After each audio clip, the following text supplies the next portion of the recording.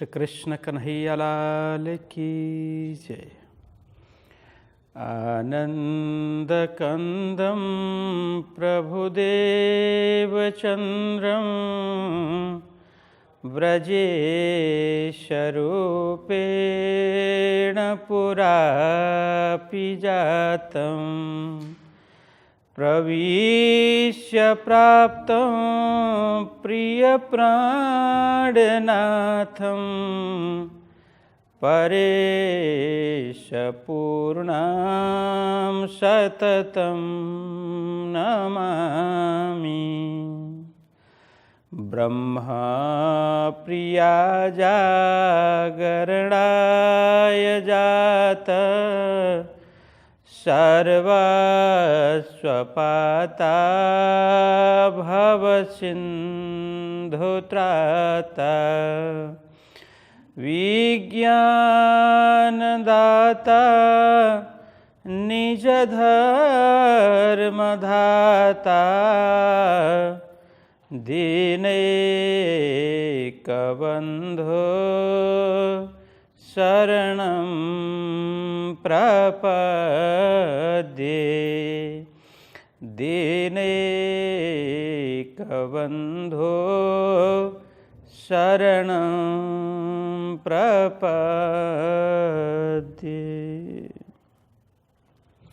श्री कृष्ण कन्हैया लाल की जय। श्री सद्गुरु महाराज की जय। श्री प्राणनाथ प्यारे की जय। श्री पाँच नवतनपुरी धाम की जय। जगत गुरु आचार्य श्री 108 कृष्णमणि जी महाराज की जय। समस्त सुंदर साथ की जय। धर्मप्राण सुंदर साथ जी, लालदास कृत वितक का प्रशिक्षण चल रहा है, जिसमें 20 प्रकरण पूर्ण हो गए हैं। आइए आज 21वें प्रकरण में प्रवेश करते हैं। महामती श्री प्राणनाथ जी महाराज विक्रम संवत 1722 में दीब बंदर की यात्रा करते हैं। जामनगर से होकर के दीब बंदर जाते हैं। हमने ये चर्चा पहले सुनी। वितक में विशेष करके अहमदाबाद से दीब बंदर जाने का प्रसंग है, किंतु अनेक ज्ञानीजन ऐसा बताते हैं कि अहमदाबाद से जामनगर होकर के जामनगर बंदर से, जैसे जामनगर में बंदरगाह है, पोर्ट है, तो उसी पोर्ट से बंदरगाह से दीब बंदर प्रस्थान करते हैं विक्रम संवत 1722 में। तो वहाँ जो कुछ हुआ, जयराम भाई को किस तरह से समझा रहे हैं, ये सारा प्रसंग हमने कल श्रवण कर लिया था। तो आज हम उससे आगे बढ़ते हैं। तो उसी प्रसंग को जोड़ करके लालदास जी महाराज जो 20 प्रकरण में प्रसंग कुछ बाकी है, उसी को आगे उसी कड़ी को जोड़ते हुए हमें बताते हैं।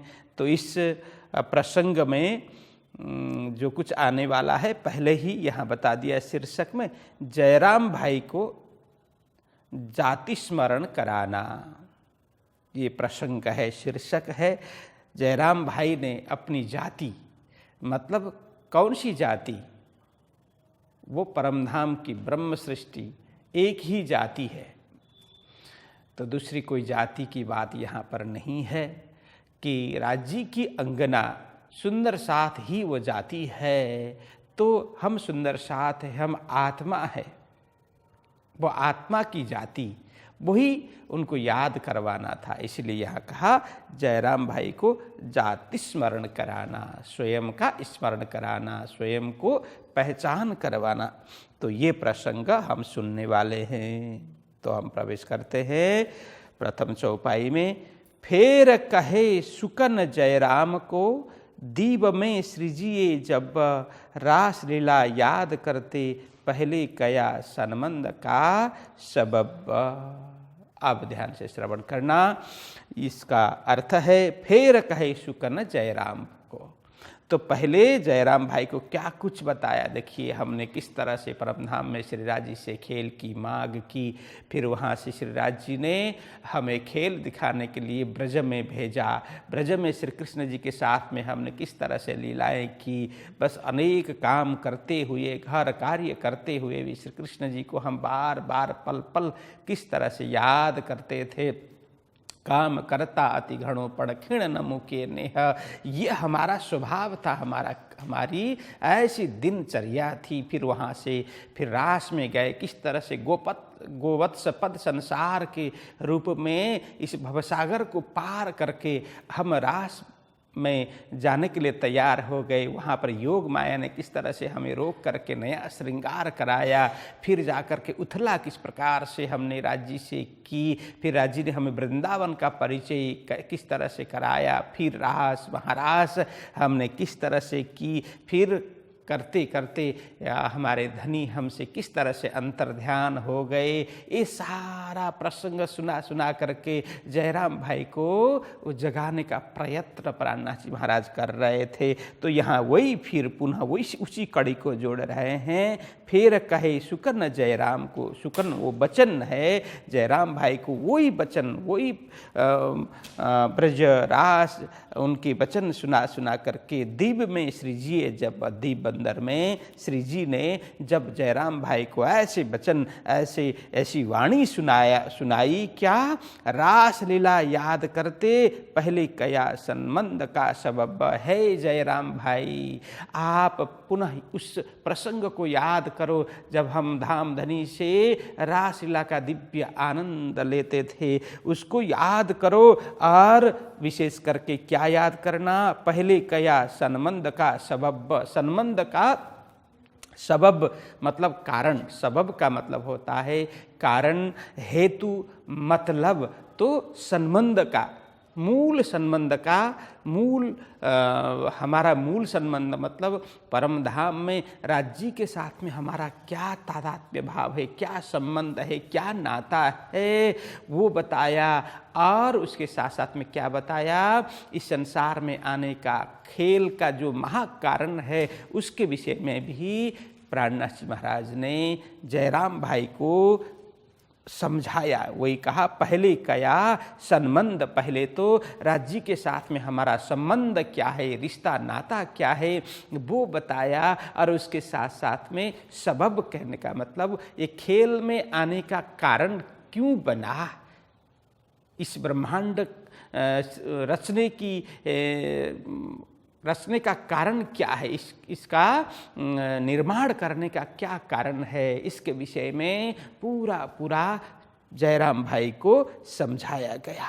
फिर कहते हैं फेर तुम ही प्रकटे क्यों कर भान्या शोक, फेर राजसु मिल के करने लगे जौक। देखो फिर जैसे अब रास मंडल में जब दिव्य रूप से श्री राज जी के साथ में, श्री कृष्ण जी के साथ में सखियाँ रास का आनंद ले रही थी, दिव्य रूप से रास रमण हो रहा था, उस समय में राज्य किस प्रकार से अंतर्ध्यान हो गए। वो अंतर्ध्यान मतलब अदृश्य किस प्रकार से हो गए, दृष्टि से ओझल किस प्रकार से हो गए। फिर हमने बहुत विरह किया, पुकार किया, भजन किया, उनकी स्मृति की। तो फिर तुम ही में प्रकटे क्यों कर रहा, फिर हमारे बीच में, तुम ही में मतलब यहाँ इंकित करके कर रहे हैं ना कि आपके यहाँ, कहने का मतलब हम सभी के बीच में किस तरह से प्रकट हुए। लेकिन जयराम भाई को जाति स्मरण कराना है ना, इसलिए उनको ही इंगित करके कर रहे हैं। हे जयराम भाई, आप ही वहाँ पर सखी के रूप में रमण करने वाली सखी थी और कोई नहीं। आप आत्मा के रूप में, सखी के रूप में हमारे धाम धनी पूर्ण ब्रह्म परमात्मा के साथ में रमण कर रही थी, रास कर रही थी। वो सखी भाव के हिसाब से कह रहे हैं, सखी भावना में ओतप्रोत होकर के कह रहे हैं। इसलिए कहते फिर तुम ही में प्रकटे क्यों कर धाम धनी, अंतर ध्यान हुए थे तो फिर तुमने खूब विरह किया, विलाप किया तो तुम्हारे बीच में ही, तुम्हारे माज में ही कैसे प्रकट हो गए। क्यों कर भान्या शोक, तो विरह की वेदना थी, विरह की ज्वाला में हम जल रहे थे, संतप्त हो रहे थे। उस समय धामधनी प्रकट होकर के किस तरह से तुम्हारे विरह उन्होंने मिटा दिया, वो संतप्त जो अग्नि है उसको कैसे शांत कर दिया, वो जरा विचार करो। यहाँ भानिया मतलब मिटाना, शोक मतलब शोक को, पीड़ा को, उस शोक को किस तरह से मिटा दिया उन्होंने। फिर राजसो मिलके करने लगे जो, फिर हम सभी मिलकर के श्री राज जी से क्या करने लगे, जौक करने लगे, मतलब आनंद करने लगे। जौक का मतलब है आनंद, रस, ये रसानंद विशेष करके, तो रसानुभव, आनंद का अनुभव, आनंद मंगल किस तरह से हम सभी मिलकर के राजी से करने लगे। जब अंतर ध्यान हुए थे, हम सभी ने भजन किया, कीर्तन किया, उनको ब्रज के एक एक ब्रज की लीला अनुकरण करते हुए उनको रिझाया। फिर हमारे माज में कैसे धामधनी प्रकट हो गए, फिर प्रकट होते हम किस तरह से आनंद करने लगे, हम सभी उनसे किस तरह से आनंद उनसे प्राप्त किया, ये याद करो करके जयराम भाई को याद करवा रहे हैं। फिर खेल क्यों कर किया, याद करो ताए तुम, क्यों रमाए तुमको, देह तुम्हारे साथ अपना हुक्म। यहाँ कहते हैं फिर खेल क्यों कर किया। हे जयराम भाई, हम सभी ने वहाँ पर किस तरह से खेल किया। अंतर्ध्यान के बाद में जब भजनानंद स्वरूप प्रकट हो गए, हमने भजन करके उस स्वरूप को प्रकट किया ना, उसको भजनानंद स्वरूप बोलते हैं। तो भजनानंद स्वरूप प्रकट होने के बाद में उनसे फिर यहाँ पुनः रास किस तरह से हमने खेलना शुरू किया। याद करो ताए तुम, उस क्षण को, उस प्रसंग को, उस लीला को, उस दिव्यानंद, रसानंद, ब्रह्मानंद, वो प्रसंग को याद करो। कहते क्यों रमाए तुमको, दे तुम्हारे साथ अपना हुक्म। फिर तुम्हें किस तरह से रमाया था, किस तरह से यहाँ खेल का आनंद दिया था, रास रमण किया था तुम्हारे साथ में, दे तुम्हारे साथ अपना हुक्म। तो राज्जी ने अपने हुक्म के द्वारा किस तरह से रास में, रास ब्रह्मांड में तुम्हारे साथ रमण किया था, वो रास किया था, वो याद करो, उस प्रसंग को याद करो। क्यों कर जमुना तट लगे थे कर्ण झिलन, क्यों कर श्रृंगार किए, याद करो बातें मोमिन। है जयराम भाई, आप याद करो क्या क्या बोलते, क्यों कर जमुना तट, जैसे हमने पूरी रास कर ली, रास का महाराज करके फिर हम यमुना के तट में, यमुना के किनार में पहुँचे। या तट मतलब यमुना जी के किनार में जब हम पहुँचे, वहाँ पर राज्य के साथ में, श्री कृष्ण जी के साथ में हमने किस तरह से झिलना की। झिलना मतलब स्नान किया, अवगाहन किया। वहाँ हम सभी ने बड़े ही आनंद से ओतप्रोत होकर के यमुना जी की सुंदर धारा में, सुंदर पानी में हमने किस तरह से झिलना की। लगे थे कर्ण झिलन, झिलना करने हम लग गए थे। क्यों कर श्रृंगार किया, किस तरह झिलना के बाद में श्री राज जी का हमने श्रृंगार करवाया था। याद करो बातें मोमिन। हे जयराम भाई, हे सुंदर साथ, आप याद करो उस प्रसंग को। कहते हैं क्यों कर तुम आसन किया, तापर बैठे श्री राज, क्यों घेर बैठे श्री राज को, आरोगा होने के काज। और इतना ही नहीं, आगे भी याद करो क्या, क्यों कर तुम आसन किया, तुमने अपने वस्त्र से ही सुंदर आसन सजाया था। वहाँ पर जब झिलना के समय में सखियों ने वस्त्र उतारे थे, तो वस्त्र से ही राज्य के लिए बड़ा सुंदर आसन तैयार कर दिया था सभी सखियों ने मिलकर के।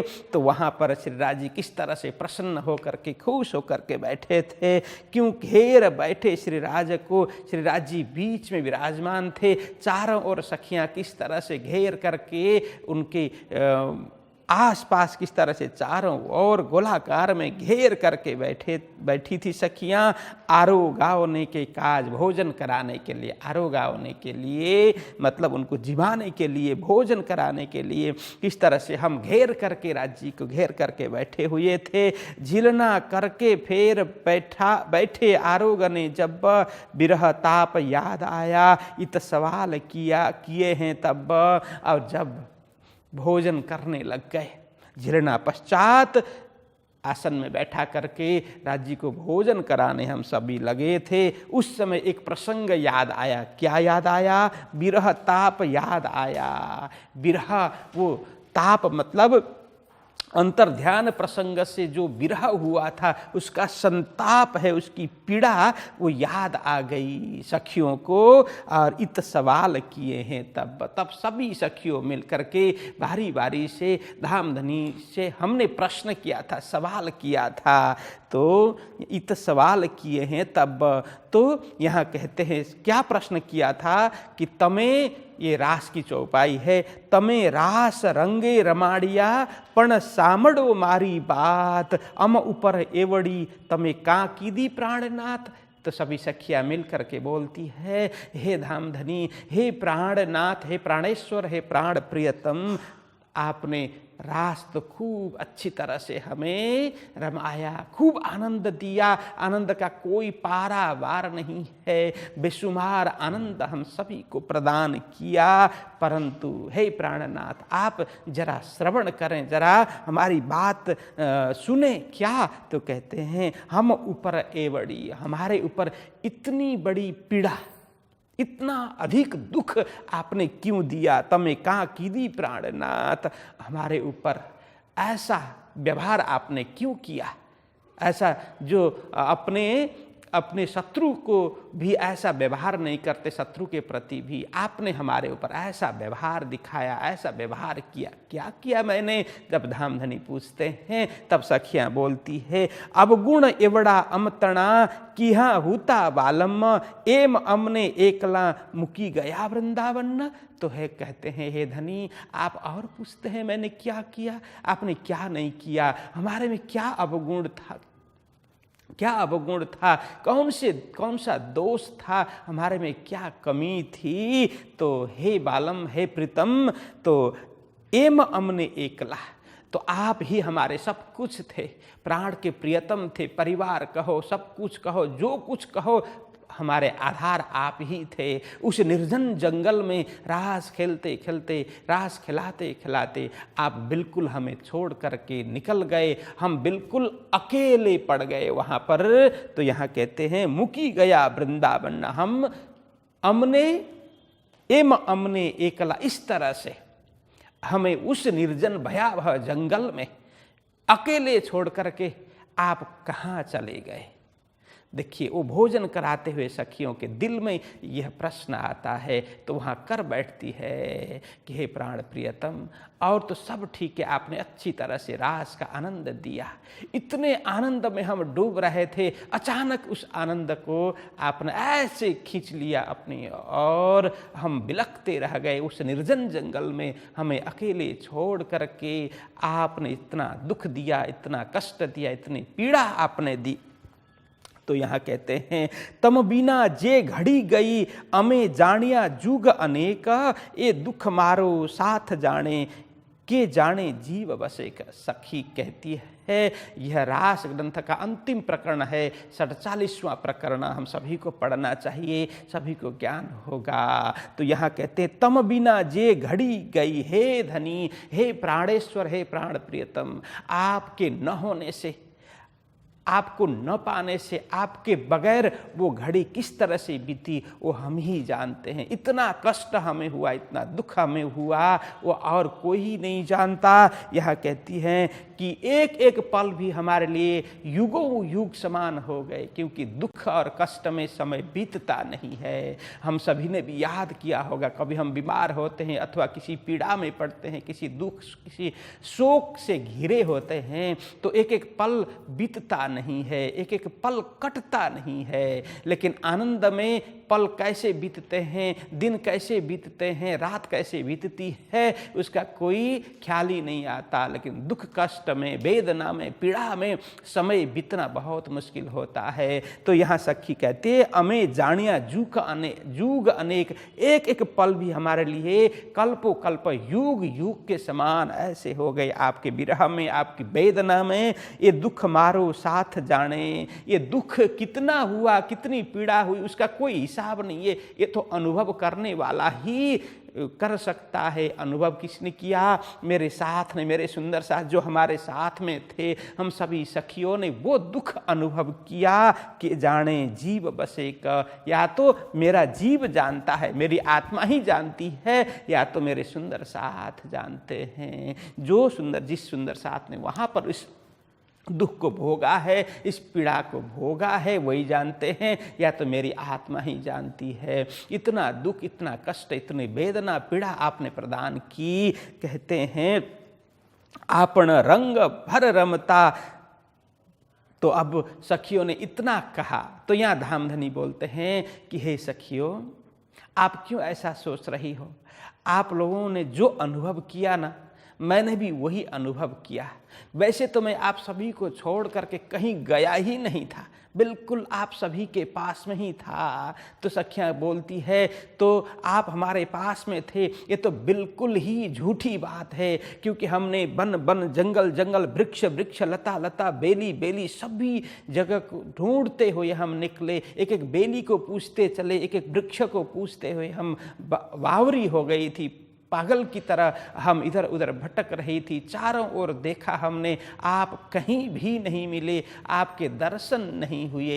यदि हमारे पास में थे तो दर्शन क्यों नहीं हुए? तो यहाँ कहते हैं, राजी जवाब देते हैं, आपण रंग भर रमता। हम बहुत मशगूल होकर के रम रहे थे, आनंद मंगल में डूब रहे थे। तो वृक्ष आड़ो आबियो क्षीण एक, तो उसी समय एक वृक्ष हमारे बीच में आड़ा हो गया। बस मैं वृक्ष के पीछे रह गया, आप लोग वृक्ष के आगे रह गए। एक वृक्ष ही हमारे बीच में रहा, इसीलिए न मैंने आपको देखा, न आप लोगों ने मुझे देखा। तमे प्रेमे जानियो कई जुग बीत्या, एम दीठा दुख अनेक। तो इतने में आप लोगों ने सोचा कि कई युग बीत गए, क्योंकि कभी कभी हमें भी ऐसा ही लगता है ना कि बहुत सुंदर दृश्य हमारी आंखों के सामने आ रहा हो, और उसी समय बीच में से कोई निकल जाए, अथवा तो बीच में कुछ ऐसा पर्दा लग जाए तो हम भी तड़प उठते हैं ना, अरे वो दृश्य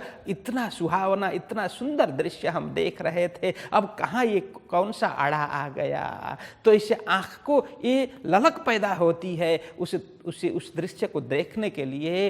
तो यहाँ कहते हैं, सखियों, आप लोगों का भी ऐसा ही हाल हो गया। हमारे बीच में एक वृक्ष आने से आप लोग मुझे देख नहीं पाए, इसीलिए आप लोगों को लगा हम बहुत दुखी हो रहे हैं। उस क्षण को, उस पल को, उस समय को अनेक युग बीत गए, ऐसा आप लोगों ने अनुभव किया। ये बिल्कुल सत्य है, मैंने भी ऐसा ही अनुभव किया। आप जैसे अनुभव कर रहे थे, मैंने भी उसी तरह का अनुभव किया। आप लोगों से दूर होकर के मैं भी तड़प उठा, मुझे भी अच्छा नहीं लग रहा था, कब मैं जा करके मिलूं, मुझे भी ऐसा ही हो रहा था करके राजी इस तरह से हमें समझाते हैं। तो ये प्रसंग यहाँ पर एक एक प्रसंग प्राणनाथ जी महाराज जयराम भाई को जगाने के लिए, उनको आत्मस्मरण हो, स्वानुभूति हो, स्वयं का अनुभव हो, इसके लिए खूब प्रयत्न कर रहे हैं। आगे कहते हैं कि बातें क्यों कर तुम करी, बैठे हृदय विरह वचन, क्यों पूछे प्रश्न श्री राजसों, क्यों उत्तर दिया रोशन। तो यही प्रसंग है कि बातें क्यों कर तुम करी, तो भोजन करते हुए सारी बात तुमने किस तरह से की। बैठे हृदय विरह वचन, क्योंकि सबके हृदय में वो विरह है ना, तड़प है, दुख है, पीड़ा है। तो उसी अनुरूप वचन बोल रहे हैं, वाणी बोल रहे हैं धामधनी से। क्यों पूछे प्रश्न श्री राजसों, तो राजी से यही प्रश्न किया कि आपने क्यों हमें छोड़ा। इतना आनंद में डुबा करके फिर बिल्कुल जैसे मछली को पानी से बाहर निकाल देते हैं, मछली तड़प उठती है, उसी तरह से हमें क्यों तड़पाया। पहले तो आनंद दिया, फिर बिल्कुल बंद कर दिया, आप हमसे दूर हो गए, हमारी नज़र से ओझल हो गए, हमें इतना दुख क्यों दिया। तो इसके बदले में वही कहते हैं, मैंने दुख नहीं दिया, हमारे और आपके बीच में क्या आया, एक वृक्ष ही आड़ा आ गया, इसलिए ये सारा प्रसंग बना, मैं जानबूझ करके आप लोगों को दुख नहीं दिया। देखिए इसका भाव अलग है, इसके विषय में अभी जाना उचित नहीं है क्योंकि प्रसंग लंबा है। हम कभी कथा चर्चा के समय में अवश्य ये ले सकते हैं। ये वृक्ष कोई दूसरा नहीं है, ये अहंकार ही वृक्ष है। सखियों के मन में थोड़ा सा अहंकार आया था, क्योंकि जब राज करते करते सखियों के श्रृंगार वगैरह कभी गिर जाते थे, कभी कान के आभूषण, कभी पैर की जो पैर में पहनते हैं पायल वगैरह गिर जाती थी, तो श्री राज जी स्वयं उस पायल को उठा करके सखियों के पैर में बांध देते थे। कभी कान के आभूषण गिर जाते तो आभूषण लगा देते, कभी वेणी में गुथा हुआ फूल है वो गिर जाता तो वो फूल लगा देते। तो इस तरह से कभी साड़ी की पल्लू गिर जाती तो साड़ी की पल्लू सखियों के सिर पर रख देते। को लगा कि हमसे तो कितना प्रेम करते हैं, अब हमारे बगैर तो यह भी रह नहीं सकते। ये अनुभव हो गया कि हम प्रेम करते हैं, ये तो सही था, लेकिन वे भी हमारे बगैर रह नहीं सकते। वो अब श्री कृष्ण जी हमारे हो गए। ये भाव गलत है कि हम श्री राज जी के हो गए, हम सभी परमात्मा के हैं। ये भाव सही है, किंतु परमात्मा हमारे बस में हो गए, ये भाव गलत है। सखियों के अंदर ये भाव आया, श्री कृष्ण जी तो हमारे बस में होकर के नृत्य कर रहे हैं, हमें श्रृंगार कर रहे हैं, हमारे आगे पीछे घूम रहे हैं। ऐसा भाव वो रास मंडल में वो सही नहीं था। यह भाव परमात्मा प्राप्ति के लिए बाधक है। इसीलिए श्री कृष्ण जी ने कहा कि वहाँ वही वृक्ष है, वही अभिमान रूपी वृक्ष ही हमारे बीच में, आपके और मेरे बीच में आड़ा हो गया। ये समझने की बात है, ऐसा समझाते हैं। तो ये सब प्रश्न उत्तर वहाँ चल रहा है। जो सखियों ने प्रश्न किया सब श्री कृष्ण जी उत्तर दे रहे हैं। तो अब यहाँ कहते हैं, भाई क्यों आज्ञा धाम चलने, क्यों रहे मनोरथ तुम, क्यों कर भाग्या सुपना, क्यों तुम पर हुआ हुक्म। तो यहाँ कहते हैं सुंदर शाह जी, जरा ध्यान दें, यहाँ कहते हैं क्यों भाई आज्ञा धाम चलने। जब सखियों ने ये सारा प्रश्न किया, इतनी पीड़ा, इतना दुख, इतना दर्द, अब कभी मत देना हे धामधनी, अब तो हमारी एक ही अभिलाषा है। क्या? तो कहते हैं, हवे वाला हूँ एटलू मागूं, खिण एक अलगा न थइये, जी हाँ अमने ब्रह नहीं, चालो ते घर जइये। यह भी रास ग्रंथ का 47वां प्रकरण है। 47वां प्रकरण की 43वीं चौपाई है, बड़ी सुंदर चौपाई। तो यहाँ कहते हैं सखियाँ क्या बोलती है कि हे धनी, अब हमें कुछ नहीं चाहिए, बस जो होना था हो गया, जितना आनंद लेना था ले लिया, और जितनी पीड़ा, जितना दुख उठाना था हम उठा चुके।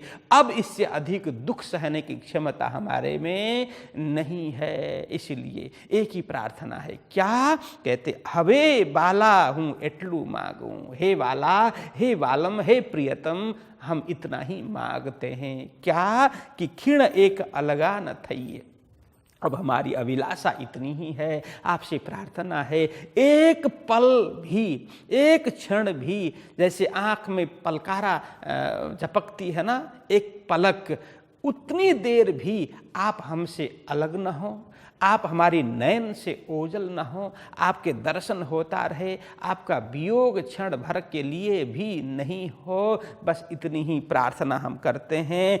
और इसके लिए जी हाँ, हमने ब्रह नहीं, जहाँ पर आपसे बिछुड़ने का विरह ताप संताप जहाँ पर नहीं है, बस वहीं चालो ते घर जाइए, बस वहाँ पर हम जाएं, हमें लेकर के चलिए। इस संसार का हमें कोई मतलब नहीं है। यहाँ तो कब आप हमें विरह देंगे, कब हमसे आप बिछुड़ेंगे, फिर हमें विरह के संताप में, विरह की अग्नि में जला देंगे, इसका कोई भरोसा नहीं है। इसलिए हे धामधनी, आप जहाँ हमसे पल भर भी अलग न हो, आपसे बिछुड़ना न हो, सदा आनंद मंगल में हम रहें, ऐसे धाम में, ऐसे घर में हमें ले करके चलिए। ऐसी जब हम सभी ने प्रार्थना की, मतलब सखियों ने, जब ब्रह्म आत्माओं ने जब धामधनी से ऐसी प्रार्थना की, तब भई क्यों आज्ञा धाम चलने, तो धामधनी ने धाम चलने की आज्ञा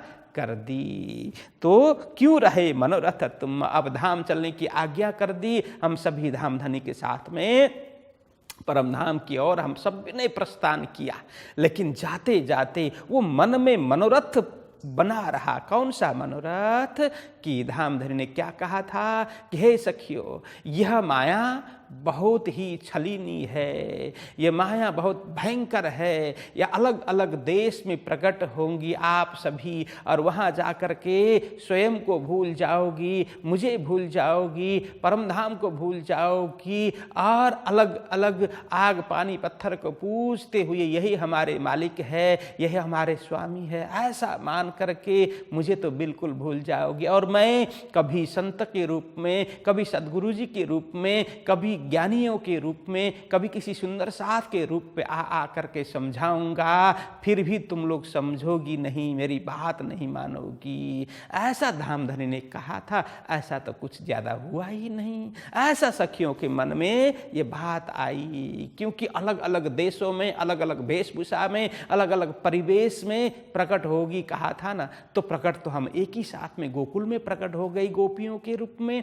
सब भी आसपास में ही थी, और वहां से फिर रास में गए तो सब भी साथ में ही गए, धामधनी हमारे साथ में ही रहे। कभी धामधनी के अलावा हमने किसी को पूजा ही नहीं, किसी को जाना ही नहीं, तो राज्य की बात यहाँ गलत हो गई करके सखियों ने मन में ऐसा विचार किया। तो यहाँ वही क्यों रहे मनोरथ तुम, विचार किया। दुख देखने का जो अपार दुख है, माया का वास्तविक स्वरूप देखने का जो मनोरथ था, जो इच्छा थी, वो अधूरी रह गई। तो क्यों कर भाग्या स्वप्ना, अब वो स्वप्न, मतलब अभी तो स्वप्न में ही वो रास खेल रही है ना, कि पहले काल माया स्वप्न में सुरता के रूप में काल माया में आई, और उसके बाद में योग माया में गए। ये सब तो स्वप्न ही तो चल रहा है। मूल तन तो मूल मिलावा में सखियों के बैठे हुए मूल तन, वहाँ से स्वप्न के रूप में, सुरता के रूप में ही तो खेल देख रहे हैं। किस तरह से वो स्वप्न भान दिया, मतलब स्वप्न किस तरह से भगा दिया। योग माया का जो ब्रह्मांड है, वहाँ पर किस तरह से वो देखने का वो स्वप्न वो भाग गया। क्यों तुम पर हुआ हुकुम पुनः, अब यहाँ पर क्यों तुम पर हुआ हुकुम, किस तरह से तुम्हारे ऊपर पुनः हुकुम हुआ, क्योंकि मनोरथ जो मन में था वो बाकी रहा। जो खेल देखना था जिस तरह से, वो तो हमने देखा ही नहीं। ऐसा जब दिल में मन में आया तो ये राज्य ने समझ लिया, फिर उन्होंने हुक्म कर दिया। इस तीसरे ब्रह्मांड जागनी के ब्रह्मांड में उन्होंने भेजने के लिए किस तरह से हुक्म कर दिया।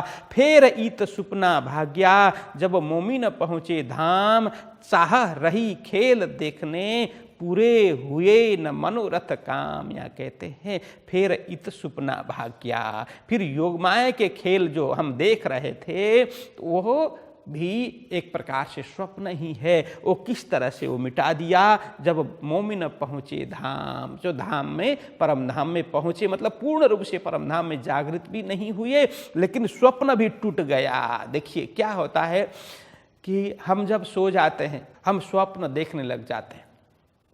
सोते ही स्वप्न देखते हैं ये जरूरी नहीं है, ठीक है। हमें नींद आ जाती है। सोने का मतलब हम लेट गए, फिर हम नींद में चले गए। नींद में चले जाते ही स्वप्न थोड़ी देखेंगे, नहीं देखेंगे। तो जब स्वप्न देखेंगे तो स्वप्न तो अनेक हम स्वप्न देखते हैं, लेकिन कुछ कुछ स्वप्न ही हमें याद आते हैं। तो यहाँ पर सखियों ने सर्वप्रथम मूल मिलाव में बैठा करके राज जी ने सबको सुला दिया।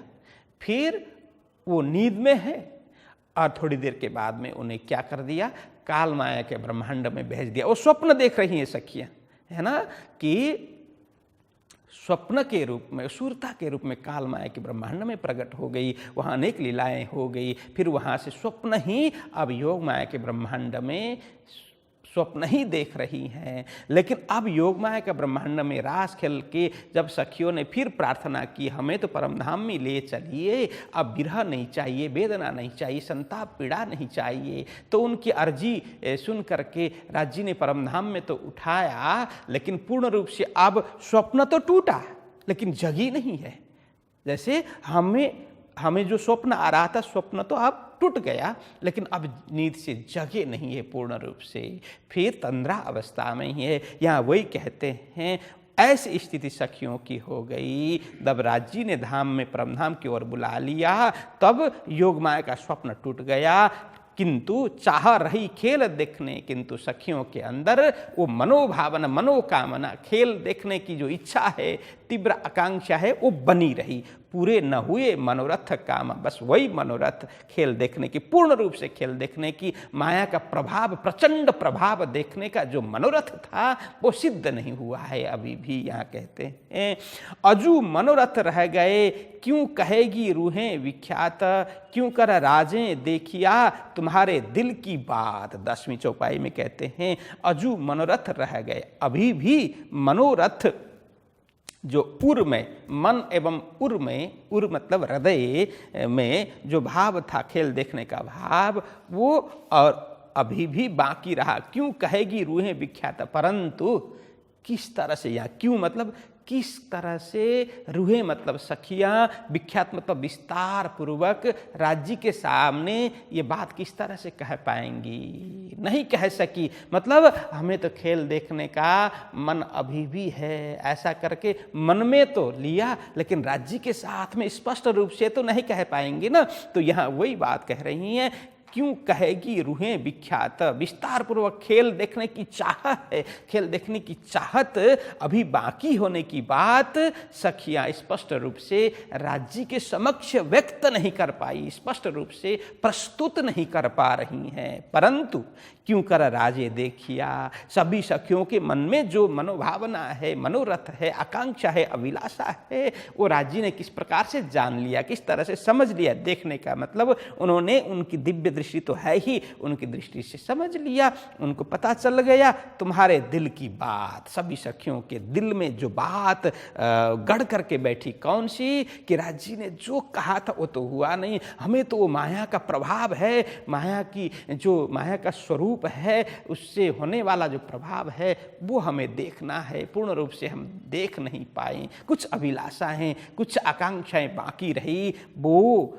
बात, वो दिल की बात, हृदय की गहराई की बात राज्य समझ गए। ये कहने का मतलब, तिस वास्ते इंड तीसरा रचिया तुम कारण, त्रिगुण खिलौने तुम्हारे तुम हो खास सैयन। हे जयराम भाई, इसीलिए तिस वास्ते इंड तीसरा, इसीलिए यह जागनी का ब्रह्मांड, तृतीय इंड, तीसरा ब्रह्मांड कहने का मतलब, तिस वास्ते इंड तीसरा, तो तीसरा इंड मतलब प्रथम इंड कौन है, प्रथम ब्रह्मांड काल माया का ब्रह्मांड, जहाँ ब्रजलीला का आनंद लिया। दूसरा इंड मतलब दूसरा ब्रह्मांड कौन सा है, योग माया का ब्रह्मांड, जहाँ पर दिव्य रासलीला का आनंद लिया। और तीसरा यह जागनी का ब्रह्मांड, इसको वाणी में जागनी का ब्रह्मांड कहा है। अभी हम जिस विश्व में रह रहे हैं, जिस ब्रह्मांड में रह रहे हैं, इसको तृतीय इंड बताया है। रचिया तुम कारण, न अन्य कोई कारण नहीं है। हम सभी ब्रह्म आत्माओं के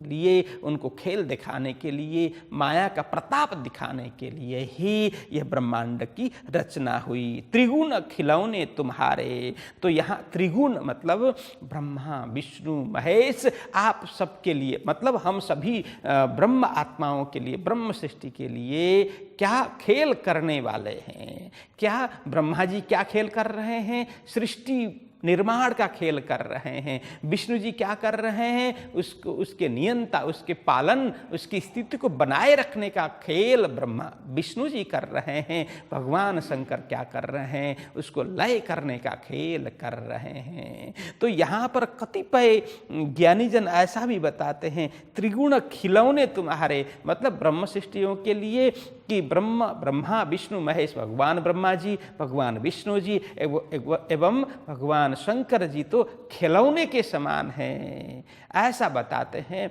तो यहाँ ऐसा कहना उचित है, कैसा कि त्रिगुण खिलौने तुम्हारे मतलब ब्रह्म सृष्टियों के लिए ये त्रिगुण मतलब ब्रह्मा विष्णु महेश, भगवान ब्रह्मा जी, भगवान विष्णु जी एवं भगवान शंकर जी खेल दिखाने वाले हैं, खेल खिलाने वाले। अब यहाँ खेल करने वाले देखिए ना कि अब खेल कौन कर रहा है? ब्रह्मा जी सृष्टि रचना करने का खेल कर रहे हैं, भगवान ब्रह्मा जी विष्णु जी क्या कर रहे हैं? इसको पालन पोषण करने का कार्य कर रहे हैं। भगवान शंकर इनको स्थिति बनाए रखने मतलब ये लय करने का कार्य कर रहे हैं। संहार का बोलते हैं ना कि उत्पत्ति, पालन एवं संहार करने का कार्य कर रहे हैं, हमें एक खेल दिखा रहे हैं। ये कहने का मतलब है न कि वो ब्रह्मा विष्णु महेश हम सभी के खिलौने, ऐसा ये थोड़ा सा उचित नहीं है कि हम सभी के लिए खेल दिखाने वाले ये सभी है खिलौने तुम्हारे। तुम हो खास सय्यन, तुम तो विशेष सय्यन मतलब विशेष सुंदर सात धामधनी की सखियां हो। अजू तुम मोह अंधेर में, जो एता दिया तुम्हें याद, फेर फेर माया मोह में याद न करो बुनियाद। तो यहाँ कहते हैं, हे जयराम भाई, अजू तुम मोह अंधेरा में, देखो ये सारा प्रसंग तुम जानते हो, समझते हो, हमें बार बार सदगुरु जी सुनाते हैं, ज्ञान देते हैं, फिर भी इतना कुछ होते हुए अपना संबंध धामधनी के साथ में, अपना रिश्ता नाता परब्रह्म परमात्मा के साथ में है, ऐसा जानते हुए भी अजू तुम मोह अंधेरा में, फिर भी मोह के इस अंधेर में, इस अज्ञान में डूबे रहे। ये जो एता दिया तुम्हें याद, इतना याद देने के बाद भी तुम अभी भी उस अज्ञान के गर्त में, अज्ञान के अंधकार में यदि डूबे रहे तो फेर फेर माया मोह में याद न करो बुनियाद। पुनः पुनः माया में डूबे रहते हो, मोह में डूबे रहते हो, याद न करो बुनियाद, अपना मूल, बुनियाद मतलब मूल याद नहीं करते हो।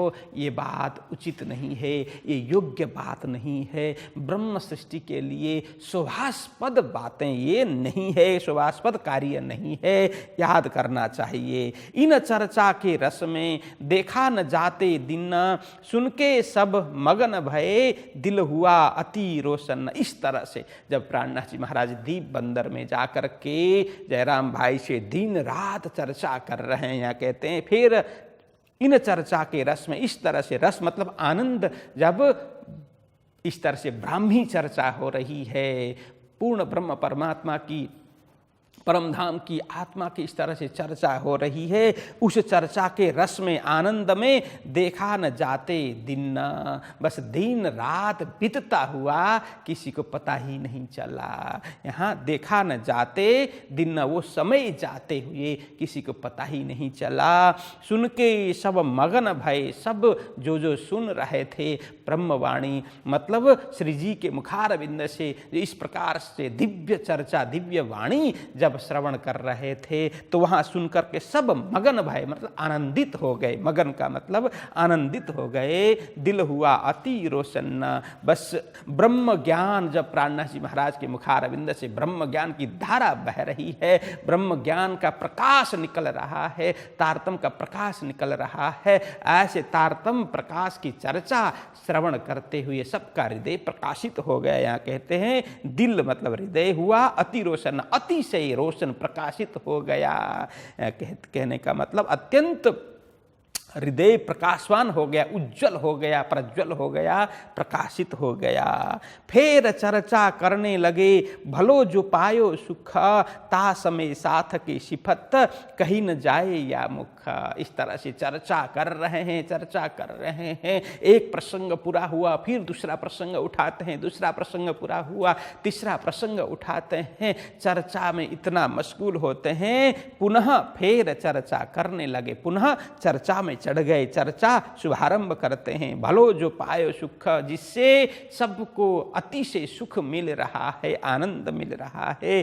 ता समय साथ की सिफत, उस समय, किस समय, जिस समय प्राणनाथ जी के दर्शन का लाभ सुंदर साथ को प्राप्त हुआ, प्राणनाथ जी महाराज के दिव्य स्वरूप जिनको देखने को मिला, और उससे भी विशेष उनके द्वारा, उनके मुखारविंद से ब्रह्म ज्ञान की चर्चा जिनको सुंदर श्रवण करने को मिला, परमधाम आत्मा परमात्मा परमधाम की चर्चा साक्षात प्राणनाथ जी के मुखारविंद से सुनने को अवसर जिन सुंदर साथ को प्राप्त हुआ, वे धन्य भागी सुंदर साथ, वो अहोभागी सुंदर साथ, वे भाग्यशाली सुंदर साथ की सिफत मतलब महिमा, ता समय साथ की सिफत, उनकी महिमा क्या कहें, कैसे कहें, कहीं न जाए या मुख, इस मुख से वर्णन नहीं हो सकता, ऐसा लालदास जी महाराज बताते हैं। हे सुंदर साथ जी, वैसे भी सत्संग का लाभ जिनको मिले वे तो धन्य भागी होते ही हैं। संतों का दर्शन हो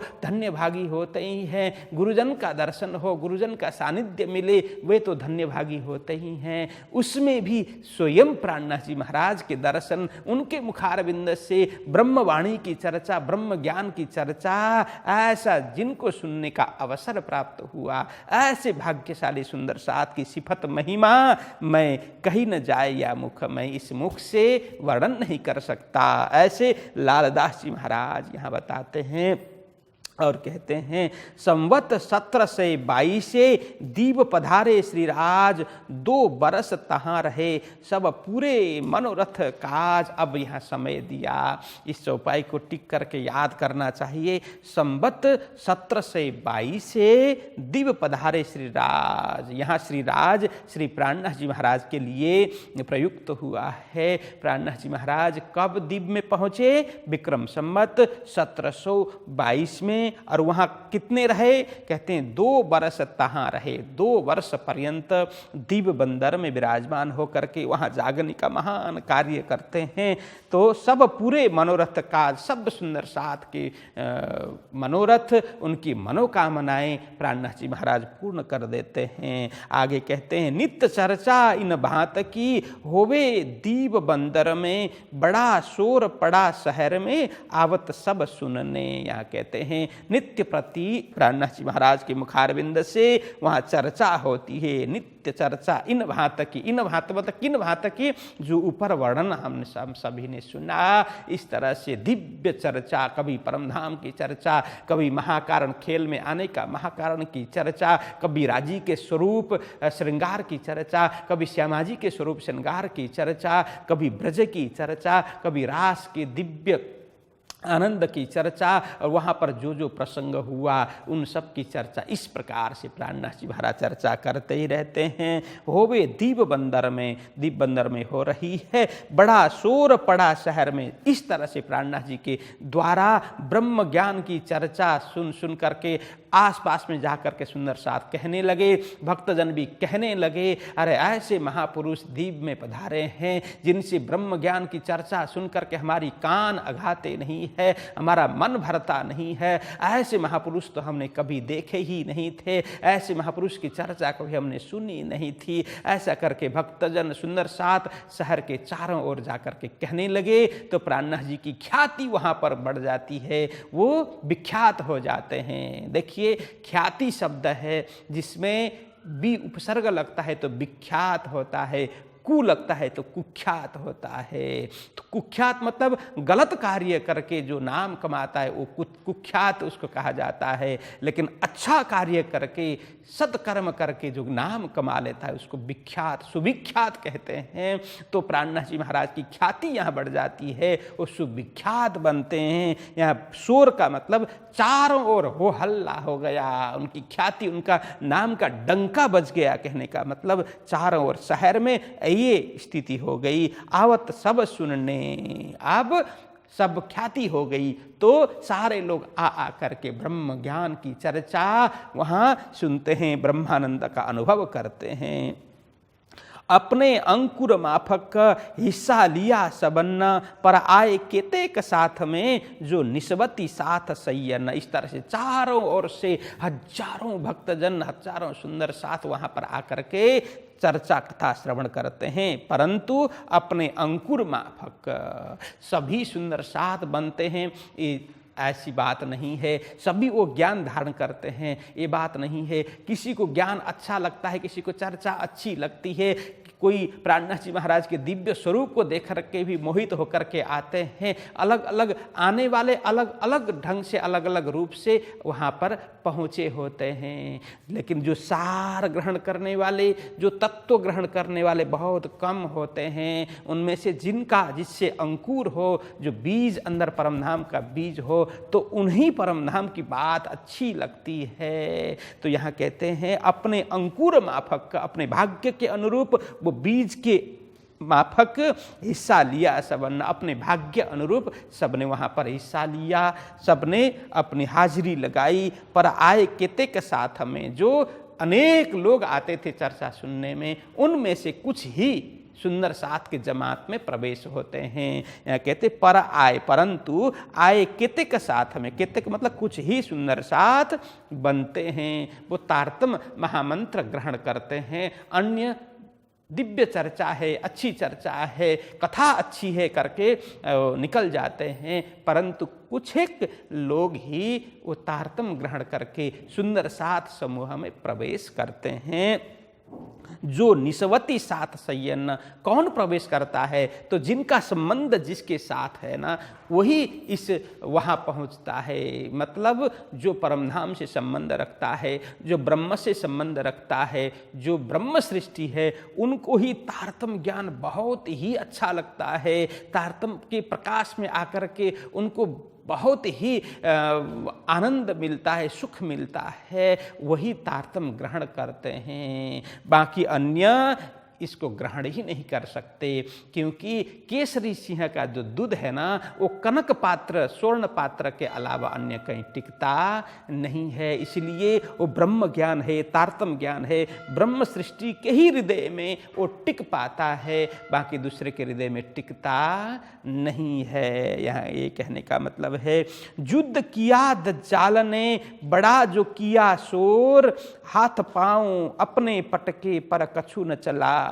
जोर। या कहते हैं सुंदर साथ जी, तो लालदास जी महाराज यहाँ बता रहे हैं, युद्ध किया दज्जाल ने, वहाँ पर दीप बंदर में युद्ध किया, संघर्ष किया, वहाँ पर युद्ध करना पड़ा दज्जाल के साथ में। मतलब दज्जाल ने प्राणनाथ जी महाराज के साथ में, सुंदर साथ के साथ में खूब संघर्ष किया। दज्जाल किसको बोला? जो अधार्मिक लोग हैं, दुष्ट प्रवृत्ति के लोग हैं, जिन्हें धर्म के प्रति विश्वास नहीं है, संत गुरुजनों के प्रति विश्वास नहीं है, आत्मा के प्रति विश्वास नहीं है, परमात्मा के प्रति विश्वास नहीं है, परमार्थ के प्रति विश्वास नहीं है। ऐसे लोगों को जो केवल अपने स्वार्थ के लिए जीते हैं, अपने शरीर के लिए ही जीते हैं, उससे बाहर उनसे कोई भी उनका ज्ञान नहीं है। बस हम जन्म किस लिए ले रहे हैं और हम जी किस लिए रहे हैं, इसके विषय में कुछ भी नॉलेज नहीं है, कोई ज्ञान नहीं है। कार्य में बाधा अड़चन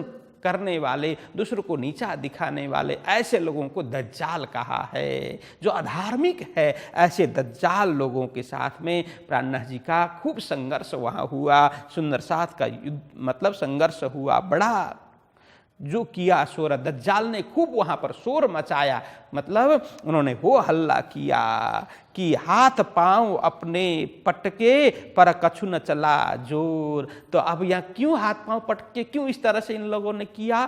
तो कहते हैं प्राणनाथ जी महाराज की जो चर्चा है ज्ञान सुन करके, वहाँ के ज्ञानी जो ज्ञानी कहलाते हैं, कहलवाते हैं अपने आप को, उसमें कोई पंडित भी होते हैं, ठीक है, तो कथाकार भी होते हैं, प्रवचनकार भी होते हैं, जो अपने को ज्ञानी समझते हैं। ऐसे लोगों ने अधिक वहाँ पर वो कार्य, जो खराब कार्य किया, प्राणनाथ जी को अपमानित करने के लिए, बदनाम करने के लिए, किस तरह से उन्हें नीचा दिखाएं, इसके लिए खूब हाथ पांव पटके, मतलब हाथ पांव अपने पटके। ये मुहावरा है, हाथ पैर पटकना एक हिंदी मुहावरा है। इसका मतलब है खूब प्रयत्न करना, किसी चीज को पाने के लिए, किसी चीज मतलब किसी कार्य में सफलता पाने के लिए खूब मेहनत करना, प्रयत्न करना। लेकिन यहाँ हाथ पांव अपने पटके, इन दज्जालों ने, इस दुष्ट लोगों ने, दुष्ट दुर्मतियों ने प्राणनाथ जी को अपमानित करने के लिए, उन्हें बदनाम करने के लिए, उनका छाप खराब करने के लिए भरपूर प्रयास किया, भरपूर प्रयत्न किया, परंतु पर कछु न चला जोर। किसी का भी कुछ भी ताकत, कितने भी ताकत आजमाएं, कितने भी वो मेहनत करें, किसी का प्रभाव वहाँ हुआ नहीं, किसी की कुछ भी एक नहीं चली। ये कहने का मतलब है धक्का दिया बड़ा साथ को, पर जाको डग्यान ईमान, सोई खास गिरोह मोमिन, जाको हक्के दई पूरी पहचान। यहाँ कहते हैं धक्का दिया बड़ा साथ को, वहाँ पर सुंदर साथ को उन दज्जालों ने, दुष्ट दुर्मति लोगों ने, दुर्भाव रखने वाले ऐसे खराब लोगों ने क्या किया? धक्का दिया बड़ा साथ को। जो सारे सुंदर साथ भक्तजन आकर के चर्चा कथा श्रवण करते थे, प्राणनाथ जी के साथ में रह करके उनको धर्म की बातें, ज्ञान की चर्चा बहुत अच्छी लगती थी। उस समय लोगों ने अलग अलग अफवाह फैला करके, अलग अलग अनर्गल बातें करके, झूठी बातें करके प्राणनाथ जी को अपमानित करने का, उनको बदनाम करने का अनेक प्रयत्न किया। इससे कई लोगों को धक्का भी लगा, मतलब क्षति पहुंचाई, नुकसान पहुंचाया। यहाँ धक्का दिया बड़ा साथ को, मतलब सुंदर साथ को उनके जमात में आघात पहुंचा दिया, क्षति पहुंचाई, नुकसान, भारी नुकसान भी उन्होंने कर दिया। कहते हैं पर जाको डग्यान ईमान, परंतु उन सब में किसी का ईमान नहीं डगा, तो अधिक तो तितर बितर हो गए। परंतु कितने लोग ऐसे थे, लोगों की गलत बातों में, अनर्गल बातों में, झूठी बातों में, झूठी अफवाहों में कोई भी किसी ने विश्वास नहीं किया। वो डटे रहे, वहाँ पर उन्होंने अपना कदम उठाया नहीं। यहाँ कहते हैं कि पर जाको डग्यान ईमान, डग्या मतलब डिगना, जैसे हम अड़ीग रहना अथवा डिगना। अड़ीग रहना मतलब एक स्थान में हम कटिबद्ध रहना, हमारे विश्वास को कोई तोड़ न पाए, किसी की बात पर हमें भरोसा न हो, तो उसमें उसको बोलते हैं अड़ीग रहना। लेकिन हम विचलित हो गए, हम कल किसी बात को लेकर के बैठे थे, आज किसी ने कुछ कह दिया तो बस उसके ऊपर ही हमने भरोसा कर लिया, तो हम डिग गए, उसमें विश्वास हमें नहीं हुआ। तो वहाँ सुंदर साथ जो सुनने के लिए आते थे, अनेक सुंदर साथ, अनेक भक्तजन, उनमें से अधिक तो डिग गए, ठीक है, भाग गए। किसी ने प्राणनाथ जी के विषय में गलत बोल दिया, गलत प्रचार कर दिया, तो कई तो भाग गए। हाँ सही बात है, ये हमारे समाज की रीति है ऐसी ही। कोई दो चार अच्छी बातें कर देता है, हम खूब विश्वास करने लग जाते हैं। कभी कोई एक दो गलत बातें कर देते हैं तो हम आंख बंद करके विश्वास कर लेते, हाँ बात तो सही है, हम विचारते नहीं हैं, दूसरे ने जो बोला बस उसके ऊपर ही हम विश्वास करते हैं। अच्छी बात तो हम बहुत कम विश्वास करते हैं, वैसे गलत बात है, खराब बात है, गलत प्रचार है, अफवाहों के ऊपर हमारा ध्यान ज़्यादा जाता है और हम डिग जाते हैं, अपने विश्वास से हट जाते हैं। अपने अंदर से विचार करने की शक्ति हमारे में नहीं होती है, तो दूसरे जो गलत बोलता है तो हाँ गलत ही होगा करके हाँ में हाँ हम मिलाने लग जाते हैं। उस समय भी थे, आज भी ऐसे ही लोग होते हैं। तो यहाँ कहते हैं तो प्राणनाथ जी के समय भी उन्हें बदनाम करने का भरपूर प्रयास किया गया, हाथ पांव पटके, मतलब रात दिन उन्होंने मेहनत किया प्राणनाथ जी को बदनाम करने के लिए, और लोगों में जा जा करके सुनाया कि तुम्हारे गुरुदेव ऐसे हैं वैसे हैं करके सारा सुनाया। उसमें से कई लोग तो हाँ मिलाते हुए भाग गए, लेकिन जो निष्ठावान थे, विश्वासी लोग थे, वो डिगे नहीं, वो अड़िग रहे, किसी की बात पर विश्वास नहीं की। या कहते हैं कि पर जाको डज्ञान ईमान, ऐसे भी सुंदर साथ थे, उनको एक पत्ते की तरह हिला भी नहीं पाए, जैसे हवा पत्ते को हिलाती है तो इतने भी कोई हिला नहीं पाए, वो अड़िग रह गए धर्म के प्रति, अपने गुरुदेव के प्रति। तो सोई खास है गिरोह मोमिन, वही विशेष सुंदर साथ है, वही ब्रह्म सृष्टि है, वही मोमिन है, जाको हक्के दई पूरी पहचान, जिसको परमात्मा की कृपा है, अनुकंपा है, जिसने उन्हें परिचय दिया है, ऐसे सुंदर साथ ही वहाँ पर अड़िग रह सके, बाकी सब भाग गए। अब कहूँ साथ आवन की, पहले आए जीवा और जयराम। अब दीप बंदर में जो प्राणनाथ जी महाराज के साथ में आकर के तारतम ग्रहण करते हैं, जो जागते हैं, अपने आत्मा को जगाते हैं, जिनकी जागनी हुई, ऐसे सुंदर साथ के नाम मैं यहाँ लेता हूँ कह करके लालदास जी महाराज शुभारंभ करते हैं। अब कहो साथ आवन की, जो सुंदर साथ आते हैं, जागते हैं, तो ऐसे सुंदर साथ में पहले आए जीवा और जयराम। जीवा भाई और जयराम भाई, रतनबाई घर में रहे, जो जयराम भाई के घर में ही रतनबाई, जो उनकी धर्म पत्नी है, रतनबाई जयराम भाई की धर्म पत्नी, और वो भी आती है क्योंकि घर में रह करके सत्संग चर्चा सुन करके उनको ईमान आता है, विश्वास आता है। किया सेवा मिने आराम, देखिए किया सेवा मिने आराम, सेवा में उनको बहुत आराम, मतलब ये आनंद, बहुत आनंद मिलता था, आराम मिलता था। देखिए ऐसे सुंदर साथ आज भी है, कभी सेवा मिले तो उनको बड़ा आनंद आता है, सेवा न मिले तो उनको छटपटाहट होती है, क्या करें कैसे करें, तो ये बेचैन हो उठते हैं। लेकिन धाम की सेवा हो, सुंदर साथ की सेवा हो, संत गुरुजन की सेवा हो, धर्म की सेवा हो, सेवा हाथ में लगे तो उनको दिन रात का पता नहीं चलता है, इतने आनंदित होकर के सेवा करते हैं। सेवा में ही उनको आनंद मिलता है, मानो सेवा ही जीवन हो, सेवा ही उनका लक्ष्य हो। यहाँ कहते हैं किया सेवा मिने आराम, बस उत्साहपूर्वक उनको जब सेवा मिलती थी तो बहुत उत्साह आता था और उसी में संतोष मिलता था। आराम मतलब संतोष मिलता था, संतुष्टि हो जाती थी, उन्हें आनंद मिलता था। चर्चा सुन के आया रहे गणेश इन घर में, यह आया साथ में सुन राज की चर्चा में। दूसरे चर्चा सुन करके कौन कौन आए, तो गणेश है जो जयराम भाई के घर में ही रहते थे, वे भी सुंदर साथ बनते हैं। ये आया साथ में सुन राज की चर्चा से।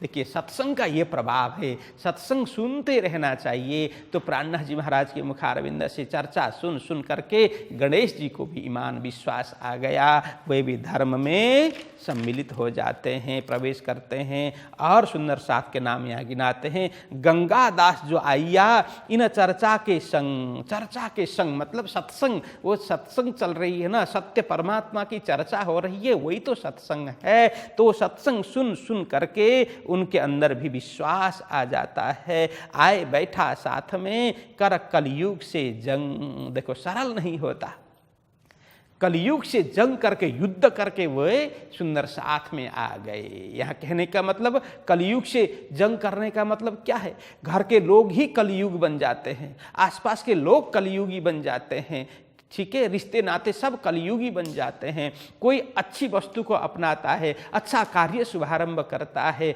अच्छा सोचता है, अच्छा बोलता है, या इस तरह से धर्म में प्रवेश करता है, तो घर के लोग ही विपरीत बन जाते हैं। ये तो बिगड़ गया, ये तो पतन हो गया करके घर के लोग ही उनको ताना देते हैं, उनका साथ नहीं देते।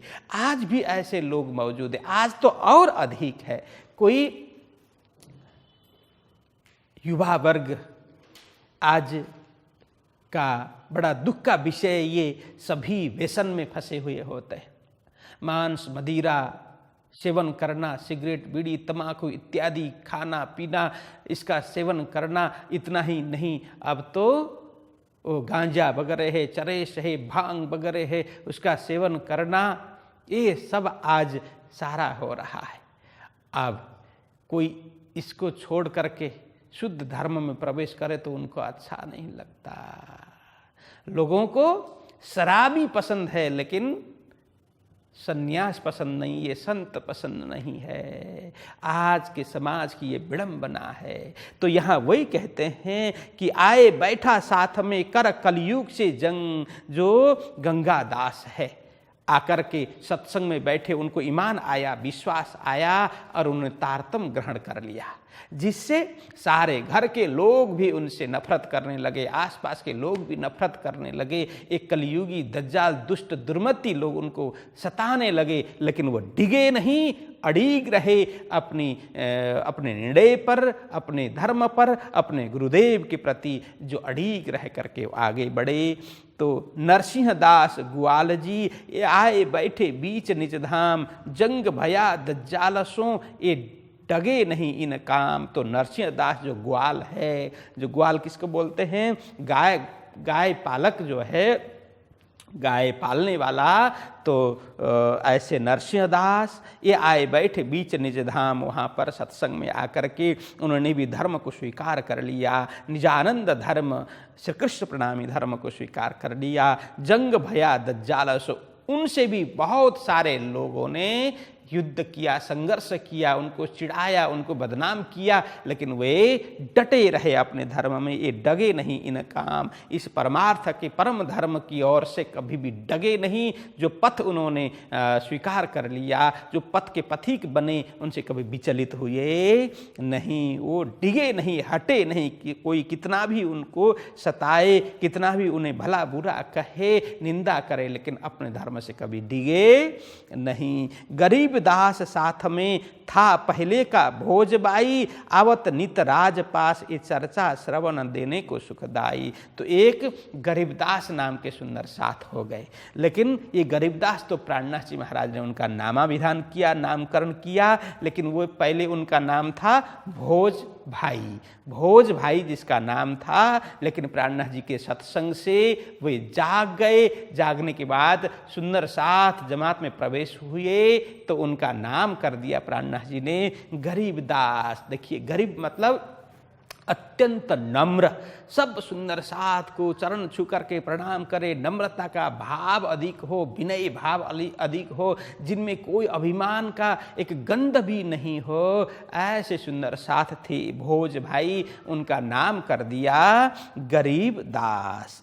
आवत नित राज पास ये चर्चा श्रवण देने को सुखदाय। अरे उनको तो सुबह से शाम तक चर्चा सुनने में ही आनंद आता था। चर्चा सुन सुन करके आंखों में आंसू भरते हुए, आनंदित होते हुए प्राणनाथ जी महाराज के मुखारविंद से चर्चा श्रवण करते थे। नित्य प्रति आकर के चर्चा में बैठ जाते थे। इत स्वरूप दे आई साथ में वीरबाई और तेजबाई घेलबाई, इनों का सेवा में बड़ा हेज। यहाँ कहते हैं इत स्वरूप दे आई साथ में। स्वरूप दे मतलब महिला वर्ग, माता वर्ग। यहाँ अनेक माता वर्ग, महिला वर्ग भी सुंदर साथ में सम्मिलित होते हैं। स्वरूप दे मतलब माताएं, महिलाएं। वीरबाई और तेज, उसमें उनमें से एक है वीरबाई जिसका नाम, दूसरे है तेजबाई, और एक तेजबाई है और तेजबाई गहलबाई, तेजबाई दूसरी भी और गहलबाई, इनों का सेवा में बड़ा है। देखिए यहाँ बोलते हैं इनों का सेवा में बड़ा हेज, हेज मतलब प्रीति, स्नेह, प्रेम, उनको सेवा में बड़ा प्रेम आता था। अलग अलग प्रकार के लोग होते हैं, देखो जैसे मंदिर में आते हैं तो कितने को परिक्रमा करने की बहुत रुचि होती है, वो परिक्रमा करते रहते हैं। कोई मेहर सागर करते हैं, खिजड़ा जी के सामने बैठ करके मेहर सागर खूब करते हैं, मेहर सागर करने में बड़ा आनंद आता है। कोई ध्यान कक्ष में जा करके ध्यान में बैठ जाते, आंख बंद करके चिंतन ध्यान करते रहते हैं। कोई सद्गुरु जी के समक्ष बैठ करके जप करते रहते हैं, है ना। तो ये कोई सुंदर साथ, उनको ये सब काम से अधिक अच्छा मंदिर के सर सफाई है, जहाँ भी उनको दिखे कि हाँ ये सफाई करनी चाहिए, वहाँ झाड़ू लेकर के पोता लेकर के उनको वही अच्छा लगता है, वो सेवा करने लग जाते हैं। कोई रसोई में जा कर के क्या क्या कुछ करना है, रोटी बनानी है या रसोड़ा की साफ सफाई करनी है या सब्जी तैयार करनी है, साग सब्जी सुधार करके तैयार करना है, क्या करना है, अलग अलग सबकी रुचि अलग अलग होती है। उसी अनुरूप कोई तो आकर के सत्संग में आंख बंद करके बिल्कुल सत्संग सुन करके निहाल हो जाते हैं, कोई आकर के सेवा में लग जाते हैं, क्या कहाँ क्या कुछ करना है वो सेवा में जुट जाते हैं। तो यहाँ बोलते हैं इनको तो सेवा में बड़ी प्रीति है, बड़ा स्नेह पूर्वक सेवा करने वाले सुंदर साथ हैं। उनमें चंपा और सुहासन, बेलबाई और बाल, यही चारों साथ में हुए राज अति खुशहाल, ये लोग भी आकर के सुंदर साथ बन जाते हैं।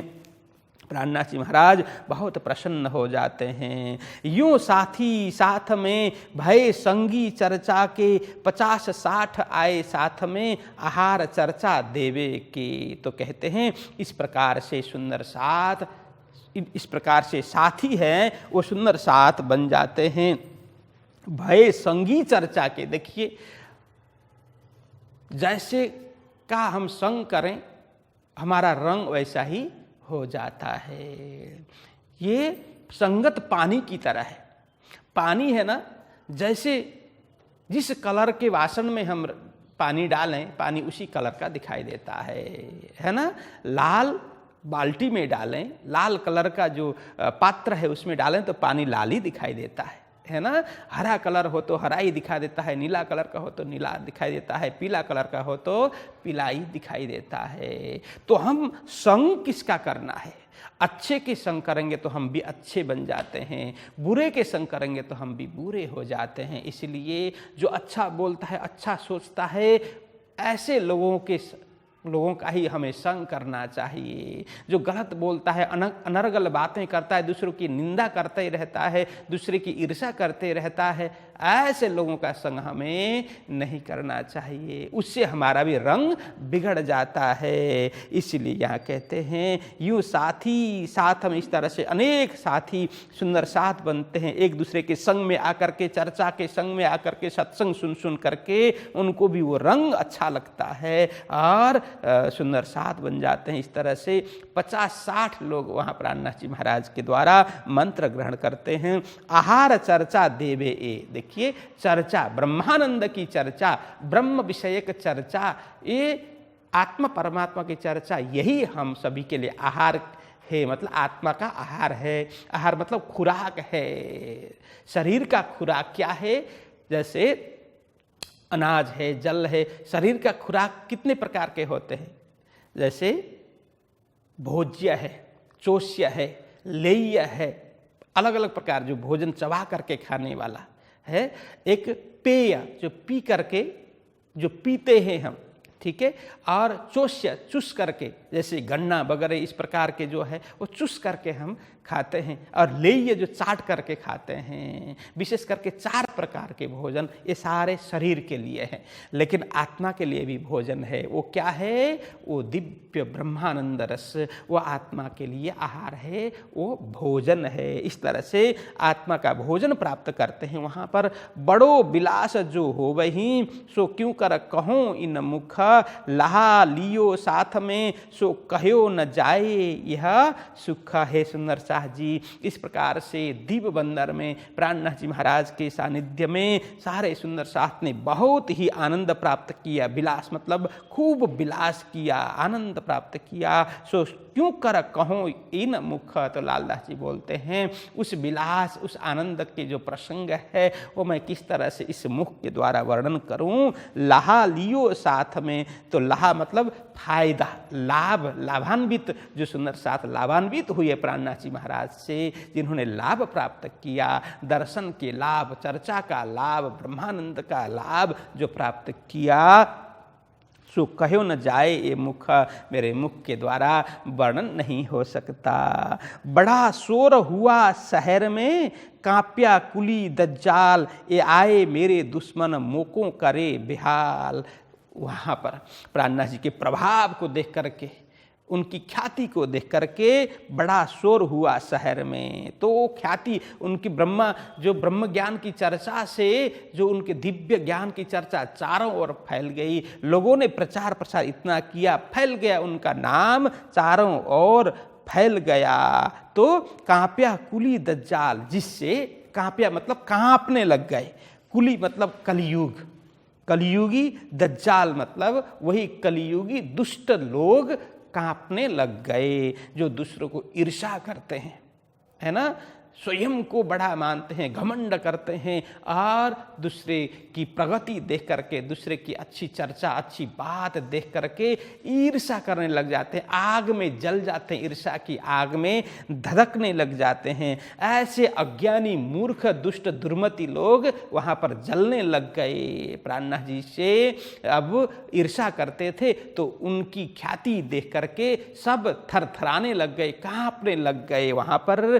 तो ये आए मेरे दुश्मन, ये सारे लोग क्या सोचने लगे कि ये जो बाहर गांव से जो संत आए हैं, जो साधु आए हैं, तो वे तो हमारे दुश्मन हैं, ऐसा सोचने लग गए। ये कलयुगी दुश्मन, ये आए मेरे दुश्मन, सब सोचने लग गए ऐसे लोग, ये तो हमारे दुश्मन ही है, हम सभी के शत्रुवत है, ऐसा करके सोचने लग गए। मोको करे बेहाल, तो ऐसे दुष्ट लोग क्या सोचते हैं, मोको मतलब मुझे, करे मतलब कर रहे हैं, बेहाल मतलब हमारी तो दुर्दशा ही कर डालेंगे ये। क्योंकि आज तक लोगों ने धर्म के नाम पर लोगों को अलग अलग अंधविश्वासों में फंसा करके, धर्म के नाम पर सारों को जैसे जोंक चूसता है, खून चूसता है, उसी तरह से भक्तों को चूस रहे थे, भक्तों को अज्ञान के अंधकार में डाल रहे थे। ऐसे लोगों के फंदे से प्राणनाथ जी महाराज ने सबको अलग कर दिया, सबको सही ज्ञान दे दिया। धर्म क्या है, कर्म क्या है, सद्मार्ग क्या है, किस तरह से आत्मा का कल्याण किया जा सकता है, वो सही ज्ञान दे दिया। तो अब ऐसे कलयुगी अज्ञानी दुष्ट दुर्मति लोग सोचने लग गए ये संत तो हमारे लिए शत्रुवत होकर के आए, और अब सोचते हैं हमारे दुर्दशा एक इन्होंने कर दी, अब हमारे आजीविका के लिए भी हमें बहुत मुश्किल है। क्योंकि धर्म के नाम पर ठगी करके ये लोग अपनी आजीविका चला रहे थे। तो प्राणनाथ जी ने उनको सही ज्ञान दे दिया कि धर्म क्या है, और अंधविश्वास हमें नहीं करना चाहिए, विश्वास हमें रखना चाहिए। लेकिन अंधविश्वास गलत बात है, धर्म के नाम पर अधिकतर अंधविश्वास चलता है, इससे आत्मा का कल्याण नहीं होगा। तो प्राणनाथ जी की ऐसी बातें सुनकर के ऐसे कलयुगी दुष्ट लोग थरथर कांपते हुए अब सोचते हैं ये तो हमारी दशा ही इन्होंने बिगाड़ दी, दुर्दशा कर दी, बेहाल कर दिया। श्री महामती कहे ए साथ जी, ए बितक दीब बंदर, लड़ाई दज्जालसों पहुँचाई सख्ती मोमिनों पर। तो लालदास जी महाराज कहते हैं, हे सुंदर साथ जी, ये वितक दीप बंदर जो अभी मैंने चर्चा की, वो सब दीप बंदर की वितक वहाँ का वृत्तांत है। लड़ाई दज्जालसों पहुँचाई सख्ती मोमिनों पर। देखिए माया में डूबे हुए ऐसे दुर्मति, धर्म के प्रति जिसको विश्वास नहीं, सत्य धर्म के प्रति विश्वास नहीं है, लेकिन धर्म के प्रति अंधविश्वास फैलाने वाले ऐसे दुष्ट लोगों के साथ में वहाँ खूब संघर्ष हुआ। पहुँचाई शक्ति मोमिनों पर, उन्होंने भी अपना प्रभाव दिखाने में कमी नहीं की। शक्ति मतलब यहाँ कष्ट, कठिनाई, सुंदर साथ के जीवन के प्रति उन्होंने भी खूब कष्ट पहुँचाया, सुंदर साथ को कष्ट पहुँचाया, कठिनाई का सामना करना पड़ा सुंदर साथ को, लेकिन सुंदर साथ डटे रहे, धर्म मार्ग में डटे रहे, उनके ऊपर परमात्मा की कृपा होती रही। क्योंकि धर्म में डटे रहेंगे, शुरुआत में हमें कष्ट भी होगा, कठिनाई होगी, धर्म हम स्वीकार करेंगे तो घर वाले हमें परेशान करेंगे, बाहर वाले परेशान करेंगे, हमारा साथ नहीं देंगे, लेकिन हम डटे रहेंगे, हम जुटे रहेंगे, विश्वास से आगे बढ़ते रहेंगे, तो धीरे धीरे धीरे हमें परमात्मा ही हाथ पकड़ करके आगे चलाते रहेंगे, पथ हमें मिलता जाएगा और हमारा कल्याण होगा, हम आनंदित होंगे, इसमें कोई शंका नहीं है। ये कहते हैं पहुँचाई शक्ति मोमिनों पर, सुंदर साथ के ऊपर खूब कष्ट, कठिनाई का समय आया, लेकिन राज्य ने उनको सबको पार कराया है। तो आगे हम फिर प्रसंग सुनेंगे। आज के लिए इतना ही, सभी को प्रणाम। श्री महामति के साथ जी,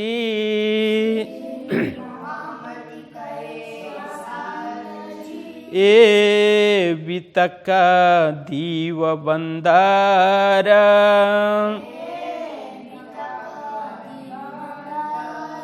लड़ाई दज्जाल सो,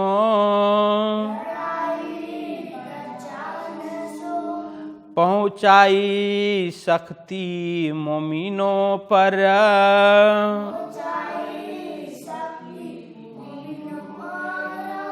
पहुँचाई शक्ति मोमिनों पर।